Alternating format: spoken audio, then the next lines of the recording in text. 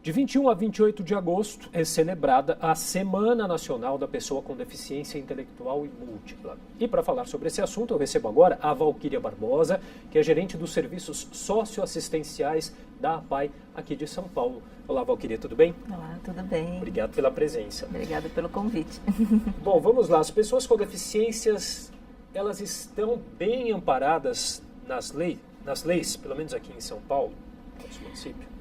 Bom, a gente falar de inclusão, né, da pessoa com deficiência intelectual e múltipla, né, acho que assim, nos últimos anos ela tem muito acesso, não é, à educação, ao lazer, ao trabalho, e essas a partir até de algumas leis, não é, na lei de cotas em relação ao trabalho, né, da possibilidade delas frequentarem escolas em classes regulares. Então são leis que vêm sendo cumpridas, e a Lei Brasileira de Inclusão, que está em vigor há mais ou menos um ano, ela vem assegurar esses direitos, né? Ela concentra aí todas essas legislações e algumas recomendações que favorecem, né, e facilita a inclusão das pessoas. Mas a gente ainda tem que caminhar muito, né? Até porque uma coisa é a gente falar em lei, uma coisa é ter a lei aplicada na prática. Isso, tem uma diferença muito grande aí, né? Exatamente, né? Que ela seja cumprida na sua íntegra, né? Então, algumas legislações, elas implicam em algumas penalidades quando não aplicadas adequadamente, que é, por exemplo, a lei de cotas referente ao trabalho, né?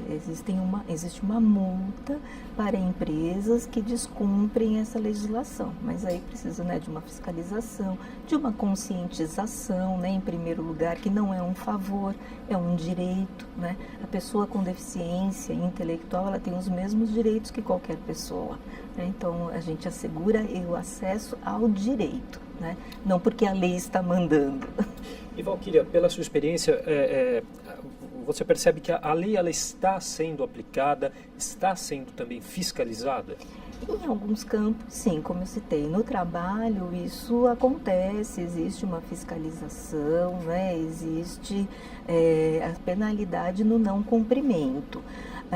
Quando uma pessoa se sente, né, sente que os seus direitos não estão assegurados, que ela está tendo, né, um comprometimento aí ao acesso, ela também tem que procurar os seus direitos, né, e buscar que isso se cumpra. Uma questão que me chamou, saindo um pouquinho aqui do nosso roteiro, mas uma questão que me chamou a atenção, até numa audiência pública que eu cobri essa semana sobre inclusão, que não basta só ter a inclusão, mas sim a igualdade, né? Por exemplo, no acesso à cultura, por exemplo, numa sala de cinema. Não basta ter o local no cinema, mas a opção de vários locais para a pessoa escolher, né? Isso também é importante, né? A acessibilidade ela é muito ampla, né? Até um tempo atrás a gente pensava em acessibilidade de rampa, de porta, de banheiro. Ela vai muito além disso, né? Ela precisa assegurar o entendimento da pessoa, né? E não importa qual deficiência que ela tenha, né? Direitos iguais. Direitos iguais, né? E acesso da forma como ela precisa para poder assegurar que ela possa realmente usufruir de tudo isso, né? Dá pra gente dar algum exemplo em relação a isso, essa igualdade? Por exemplo, audiodescrição, né, em peças de cinema, na questão da pessoa com deficiência intelectual, então ela é muito visual, né, muitas indicações com desenhos mesmo para que ela possa compreender, né, a pessoa com deficiência intelectual ela vai aprender da mesma forma que uma outra pessoa, só que no ritmo dela, ela tem um comprometimento na área cognitiva, então ao conversar com ela, né, falar pausadamente, poucas palavras, mas que seja, né, explicativo, para que ela possa entender e corresponder, né? Então, a acessibilidade, né, nessa questão, ela é muito mais da atitude, né? É uma questão atitudinal, como lidar com essas pessoas, como se relacionar com elas. Tem que ter todo um preparo para isso, né? Agora, quais que são as principais barreiras que você acha que são enfrentadas hoje pelas pessoas com deficiência? Eu acho que é atitudinal mesmo, né? A gente reconhecer, né, os mesmos direitos, assegurar que isso realmente, né, é possível, entender a necessidade do outro, né, se fazer entender para ele. A gente tem aí muitas barreiras, mas eu acho que a atitudinal ela é a mais é uma mudança de comportamento, é uma mudança de visão. E agora o que muda? A lei brasileira de inclusão, né? Ela é recente, né? Sancionada no ano passado. Quais avanços que, na sua opinião, a gente deve ter com ela? A gente já consegue observar na prática isso? Eu acho que assim, o acesso, por exemplo, às salas regulares na educação, né, isso é muito importante, assegurar a pessoa com deficiência, o aluno com deficiência, esse espaço, né, ela traz essa discussão, né, eu acho que ela teve um papel, tem um papel e vai ter por muito tempo, importante nessa questão, né, da discussão, a gente falar sobre a legislação, de falar sobre os direitos dessas pessoas, né, que contempla todas essas áreas, a educação, a saúde, o lazer, o trabalho. Então, eu acho que a importância dela é essa discussão. E, claro, ela ser aplicada na sua íntegra, né? É uma questão que a gente tocou aqui do cinema, mas também do acesso aos meios digitais, mais tecnológicos, né? Que também é muito discutido hoje em dia.